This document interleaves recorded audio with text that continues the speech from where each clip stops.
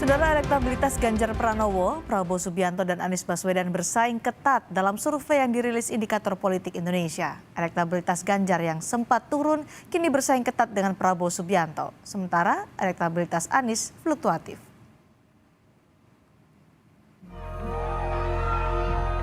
Indikator Politik Indonesia merilis hasil survei elektabilitas bakal calon presiden 2024 yang dilakukan 30 April hingga 5 Mei 2023. Dalam simulasi 3 nama, elektabilitas Prabowo Subianto 34,8%, Ganjar Pranowo 34,4%, dan Anies Baswedan 21,8%.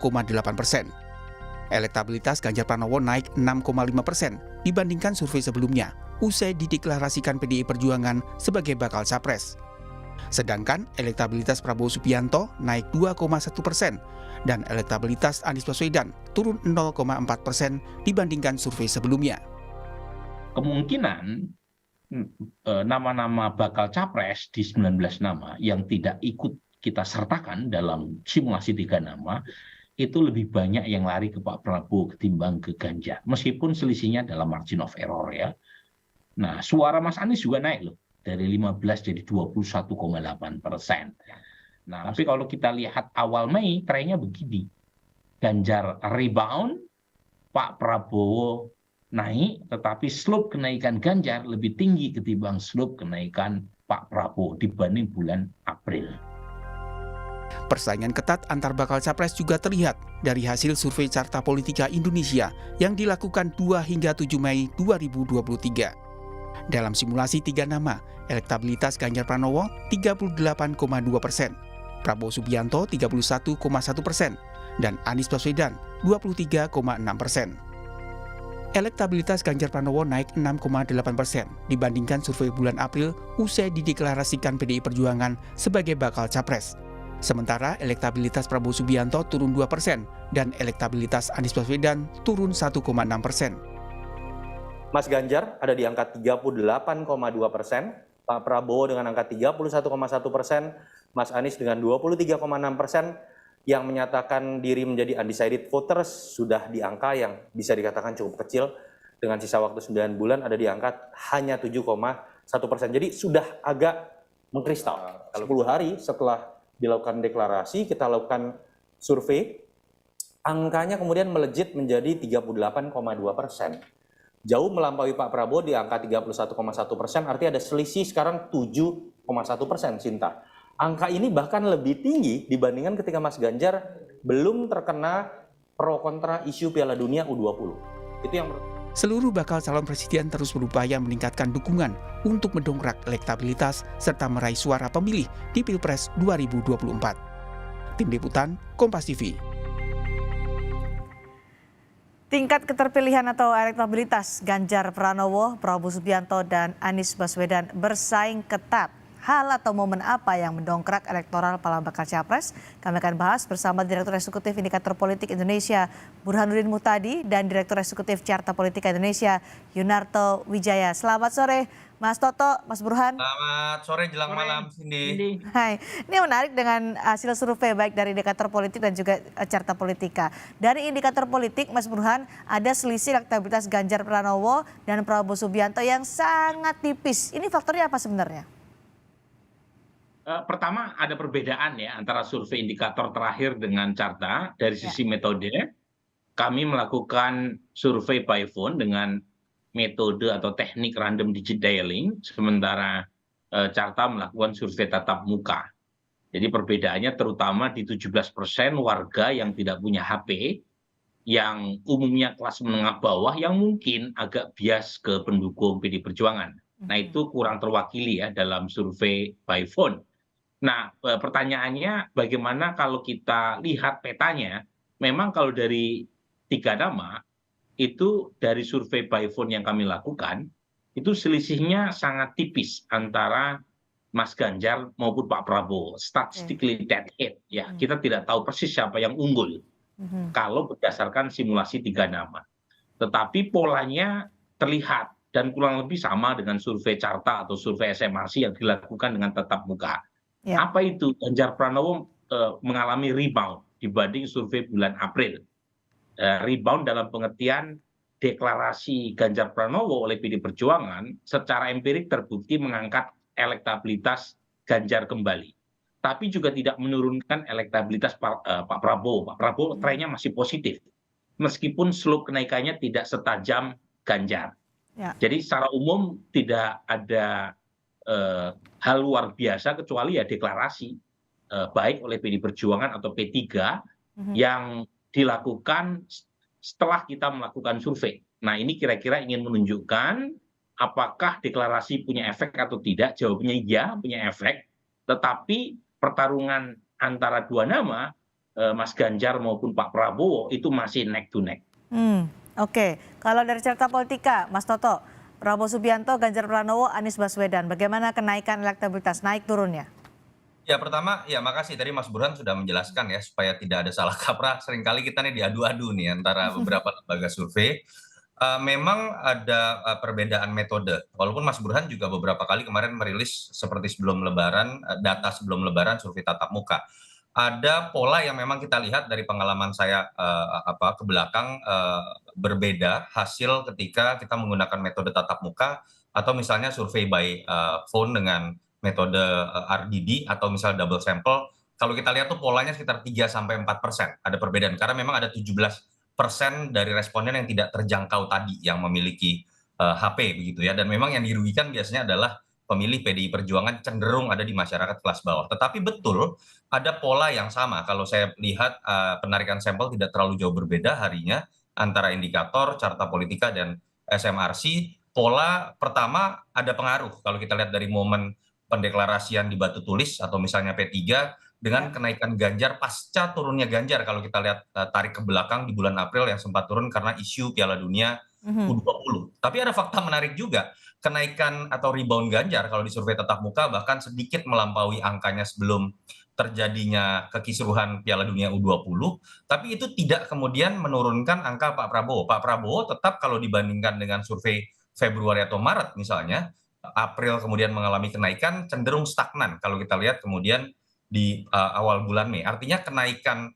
Ganjar tidak serta-merta mengambil suara Pak Prabowo, tapi fakta ketiga yang menurut saya lebih menarik. Jadi kalau tadi Cindy sempat menyebutkan pertarungan ketat misalnya antar tiga nama yang betul kalau kita lihat 2 tahun terakhir surveinya selalu berkisar di 3 nama, tapi kalau kita baca dalam perkembangan beberapa bulan terakhir bisa disimpulkan malah sebetulnya pertarungan ketat itu lebih tepat dialamatkan itu kepada 2 nama, Mas Ganjar dengan Pak Prabowo. Dan memang kalau kita lihat dalam konteks simulasi 2 nama dalam beberapa bulan terakhir itu cenderung betul neck to neck, bahkan seringkali dalam selisih margin of error. Jadi kalau mau diterka-terka, Cindy, tahun lalu orang lebih banyak menerka bahwa putaran kedua itu akan masuk Mas Ganjar dengan Mas Anies karena dianggap mewakili keberlanjutan atau antitesis pada positioning yang sangat jelas. Tapi kecenderungannya by number saat ini secara kuantitatif kalau kondisinya ceteris paribus menurut saya memang lebih mungkin putaran kedua ini akan menempatkan Mas Ganjar dan Pak Prabowo.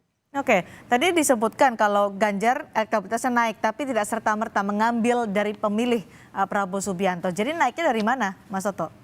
Ya, kalau dari temuan survei carta sebetulnya memang dari undecided yang pertama ya. Kedua ada beberapa data cross tabulasi kalau kita lihat ada beberapa daerah yang biasanya cenderung dinikmati oleh Mas Anies, misalnya seperti daerah Jawa Barat, daerah Banten dan DKI, ada kecenderungan kenaikan Mas Ganjar juga. Jadi kalau secara kuantitatif bisa juga dibuat sebuah hipotesa ada beberapa segmen suara dari Mas Anies yang juga diambil oleh Mas Ganjar, walaupun di bulan April itu juga dilakukan oleh Pak Prabowo dengan mengambil sebagian segmen dari pemilih Mas Anies. Oke, kalau demikian ceritanya, ini yang paling rawan Anies Baswedan. Begitu dari indikator politik juga, Mas Burhan? Ya, memang elektabilitas Mas Anies cenderung melemah, tetapi tidak berkurang terlalu drastis, karena approval rating Presiden Jokowi yang trennya positif beberapa bulan terakhir.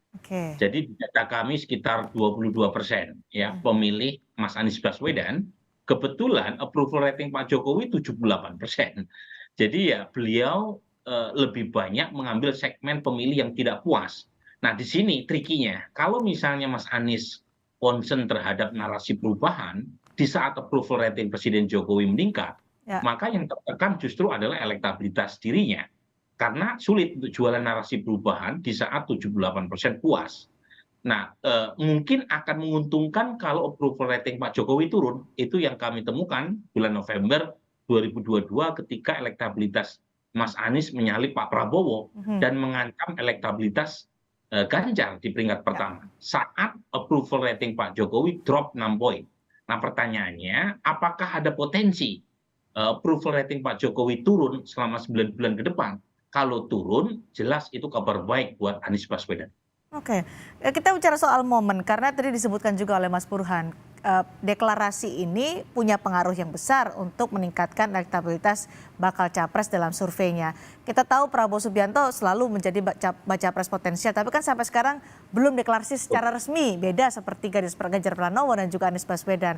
Jika nanti Prabowo Subianto akhirnya deklarasi betul-betul mendeklarasikan diri akan menjadi bakal capres, apakah kenaikannya juga akan signifikan, Mas Burhan? Ya, memang ini bagian dari misteri Tuhan berikutnya ya, setelah jodoh dan kematian.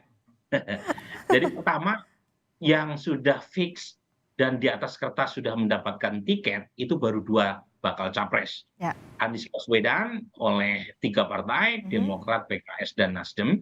Kemudian Ganjar Pranowo sebenarnya tambah dukungan P3 pun, PD Perjuangan cukup bisa mencapreskan Ganjar.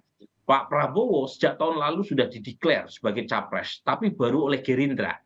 Jadi tidak cukup untuk bisa menominasikan Prabowo Subianto.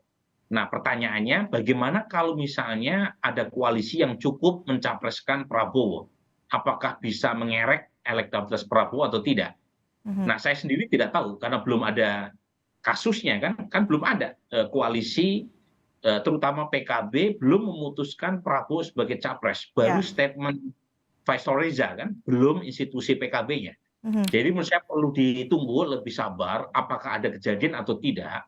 Teorinya sih harusnya mengangkat. Tetapi pertanyaannya siapa yang potensial terdampak kalau elektabilitas Prabowo meningkat setelah ada deklarasi resmi. Dugaan saya adalah akan menarik basis lama Prabowo Subianto yang sebelumnya mungkin memilih Anies. Ya. Jadi lagi-lagi bisa menekan terutama elektabilitas Anies karena sekarang elektabilitas Anies sebagian besar adalah dari basis Pak Prabowo 2019. Oke, Carta melihatnya gimana Mas Toto? Benarkah nanti akan terancam adalah pemilih Prabowo Subianto yang saat ini berada di Anies Baswedan? Apakah sama dengan Mas Burhan? Ya, pertama kalau ditanya pasti ada efek, pasti ya. Tetapi memang dramatisasinya tidak akan sebesar Ganjar Pranowo. Kita tahu ya, dari 2014 perdebatan mengenai siapa yang akan dimajukan PDIP menjadi sangat menarik, menjadi sebuah drama tersendiri. Dulu antara Ibu Mega sendiri atau Pak Jokowi. 2 tahun terakhir kita tahu drama mengenai apakah akan melanjutkan nama besar Soekarno, Mbak Puan, atau kemudian Mas Ganjar. Bahkan ada konflik internal di situ, dan menjadi menarik juga karena memang ada kacamata yang melihat bahwa kecenderungan ketika ada PDI Perjuangan mencalonkan, orang kemudian ingin melihat apakah kemudian sejalan atau tidak dengan keinginan Pak Jokowi yang cenderung jauh-jauh hari kita udah bisa melihat di antara pilihan Mbak Puan dengan Mas Ganjar lebih cenderung ke Mas Ganjar. Itu yang menyebabkan daya ledaknya menjadi besar. Menjadi kemudian menarik juga adalah saat terjadinya peristiwa deklarasi itu sebelumnya sudah ada drama yang cukup meledak juga ya terkait dengan perbedaan sikap dari PDI Perjuangan atau Mas Ganjar dengan Pak Jokowi. Sehingga kemudian kehadiran Pak Jokowi di batu tulis itu dianggap punya makna tersendiri yang membantah beberapa narasi yang menyebutkan Pak Jokowi tidak akan mendukung Ganjar atau akan mendukung calon yang lain. Misalnya seperti itu. Tapi pasti akan memiliki efek. Nah, yang menarik sebetulnya adalah data yang saya coba baca di Carta dan indikator ya, Cindy.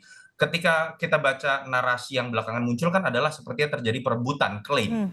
Siapa yang lebih didukung oleh Jokowi. Dan itu menjadi sangat penting seperti tadi kata Mas Burhan, karena tingkat kepuasan publik dari Jokowi sangat tinggi.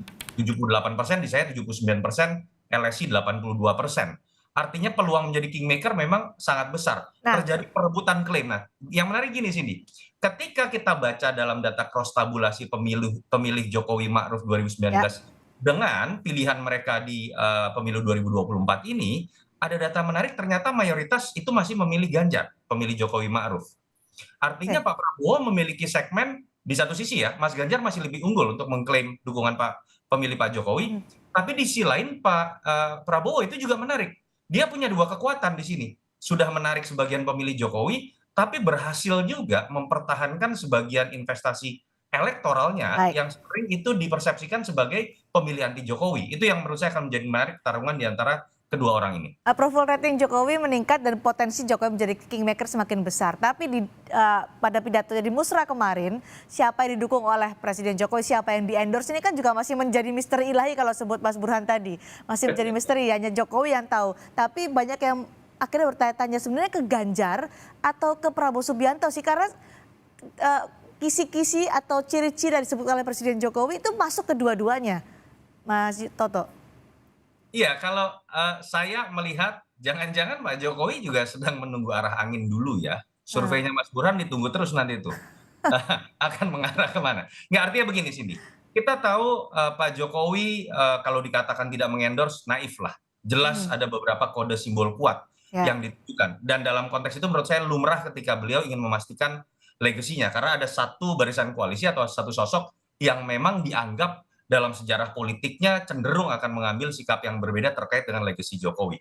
Tapi apakah kemudian harapan relawan atau pemilih Pak Jokowi akan mengutarakan secara eksplisit? Saya kok meyakini tidak. Karena dengan pilihan yang ada antara Ganjar dengan Pak Prabowo, terlepas hatinya kita tidak tahu Pak Jokowi kemana dan dianggap lebih menguntungkan yang mana.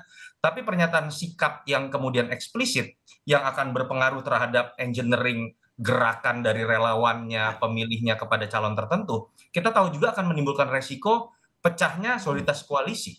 Belum lagi bicara kabinet yang isinya banyak orang-orang parpol. Saya menduga Pak Jokowi akan terus menggunakan bahasa-bahasa implisit seperti ini yang akan menyebabkan kita juga akan terus melihat ini sebagai misteri. Hatinya itu sebenarnya di mana? Di Prabowo Subianto atau Ganjar Pranowo? Karena dari awal-awal juga selalu melempar kode, kali ini waktunya Pak Prabowo, kemudian juga ikut mengendorse Ganjar Pranowo di beberapa kesempatan. Gimana tuh Mas Toto?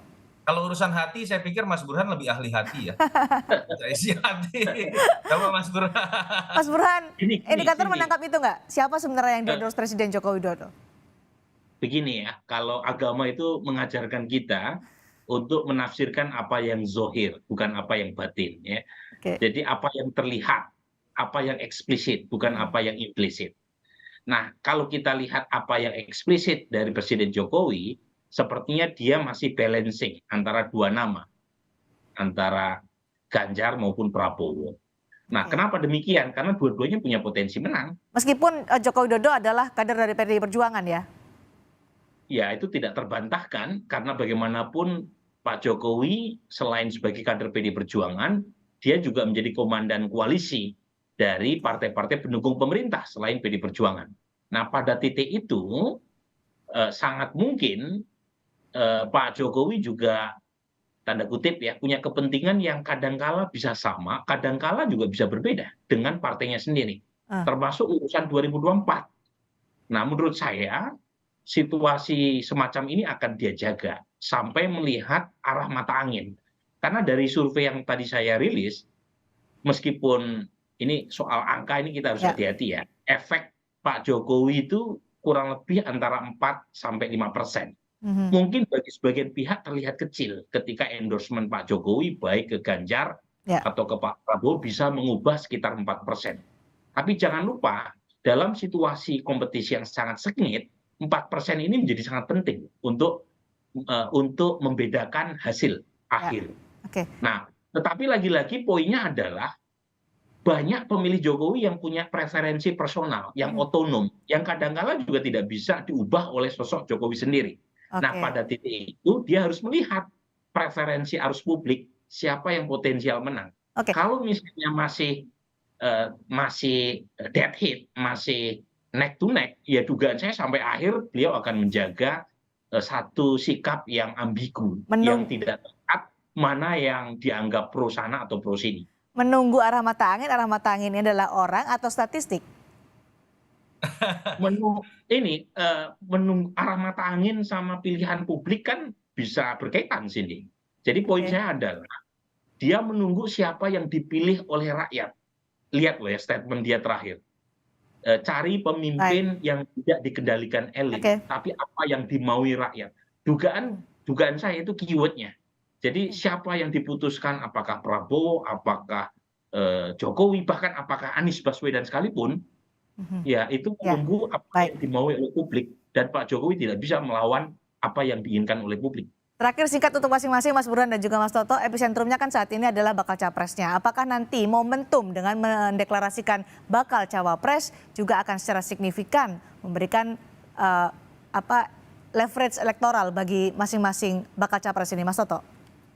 Iya, dengan kita melihat pertarungan yang ketat ya minimal antar 2 nama, memang variabel cawapres menjadi sangat penting, dan Oke. ini yang menyebabkan kenapa saya mengatakan sulit buat kita menerka nih, atau menjawab pertanyaan teman-teman media akan kemanakah koalisi Prabowo, koalisi Ganjar, dan Baik, koalisi Anies. Karena laksana main kartu orang akan, oke. tidak berani membuka kartu as terlebih dahulu, Ya. karena akan semakin terbaca dengan mudah dan itu akan mematikan langkah buat capres tersebut. Jadi saling menunggu. Mas Burhan silakan. Sama, ya dugaan saya 3 capres yang muncul akan menunggu kartu yang dimainkan oleh pihak lawan. Jadi ibarat main catur. Jadi Bung Toto pakai analogi main kartu, saya pakai analogi main catur. Tergantung lawan memainkan bidak yang Siapa mana. yang paling berani nih Ya, kira-kira responnya nih? Yang paling berani duluan? yang paling duluan. Wah itu, ini misteri Tuhan berikutnya. Baik. Setelah capres, Oke.